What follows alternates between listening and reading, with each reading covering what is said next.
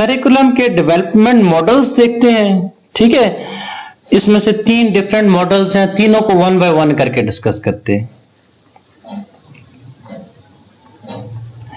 देखें, टेलर का मॉडल देखते हैं करिकुलम डेवलपमेंट में कि टेलर का मॉडल जो है वो किस तरह आया था, और टेलर ने 4 प्रिंसिपल बेस्ड मॉडल बनाया था। ठीक है, देखिए इस मॉडल को इसने अपनी एक बुक जो थी बेसिक प्रिंसिपल ऑफ करिकुलम, उसमें इसने क्या किया था, रिप्रेजेंट किया था। ठीक है, टेलर ने अपना जो मॉडल है ये basic principle of curriculum and instruction की बुक में उसने किया था। ठीक है, उसमें 4 जो है बेसिक प्रिंसिपल्स और उनके आंसर्स दिए थे। अब वो 4 प्रिंसिपल्स क्या हैं? देखिए, सबसे पहले में कहते हैं what is the purpose of education. ठीक है, एजुकेशन का पर्पस क्या है स्कूल में। ठीक है, what is educational experience that can be provided. ठीक है, how can these experience can be organised, how we determine the purpose. 1 by 1 को समराइज करते हैं। देखें, सबसे पहले उसने जो 4 पॉइंट दिए थे, सबसे पहली बात उसने की थी वो पर्पस ऑफ स्कूल्स की बात की थी। ठीक है, दूसरी बात उसने जो की थी वो education experience related to the purpose, वो सारा एजुकेशनल एक्सपीरियंस जो कि पर्पस से रिलेटेड हो। तीसरा उसने बात की थी ऑर्गेनाइजेशन ऑफ पर्पस। ठीक है, ऑर्गेनाइजेशन ऑफ एक्सपीरियंस। चौथा उसने बात की थी एवेल्युएशन ऑफ एक्सपीरियंस। ठीक है, सबसे पहले पर्पस, स्कूल का पर्पस क्या है, फिर उसका education purpose, education experience related to the experience. ठीक है, इसके अलावा ऑर्गेनाइजेशन का एक्सपीरियंस और एवेल्युएशन एक्सपीरियंस। आप एक्सपीरियंसेस को ऑर्गेनाइज करते हैं, एवेल्युएट करते हैं, एजुकेशनल पर्पस के लिए इस्तेमाल करते हैं।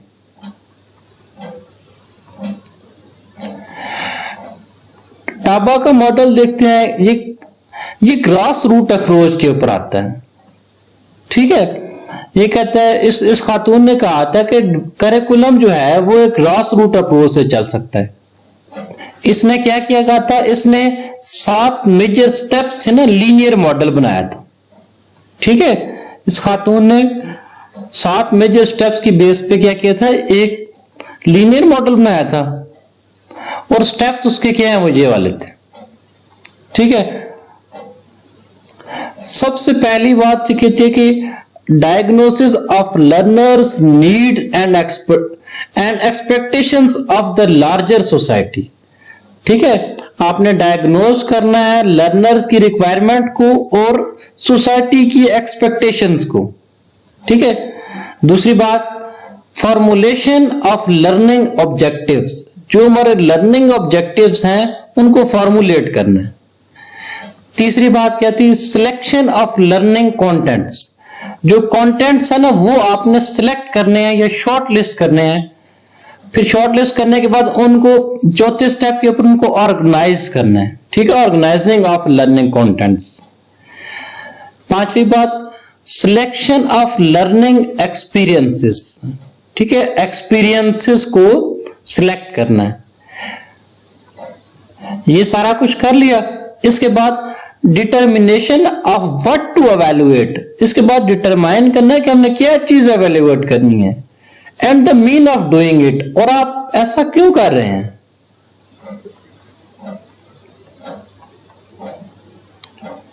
गैलन सेलर और विलियम अलेक्जेंडर का मॉडल देखते हैं।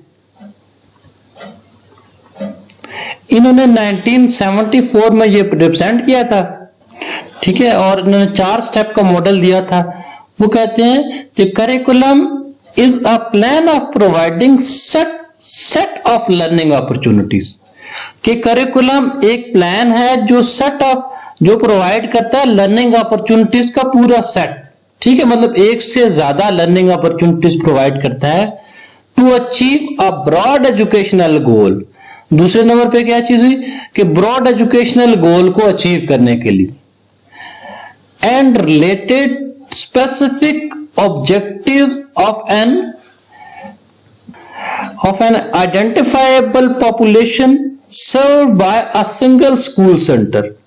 ठीक है, और वो एक आइडेंटिफाइबल पॉपुलेशन के लिए स्पेसिफिक स्कूल सेंटर ने ये सारी चीजें कर रहा होता है। ठीक है, ये सारा कुछ ये करिकुलम क्या करता है, हमारा प्रोवाइड करता है सेट ऑफ अपॉर्चुनिटीज को जो कि अचीव करने के लिए ब्रॉड एजुकेशनल गोल को अचीव करते हैं।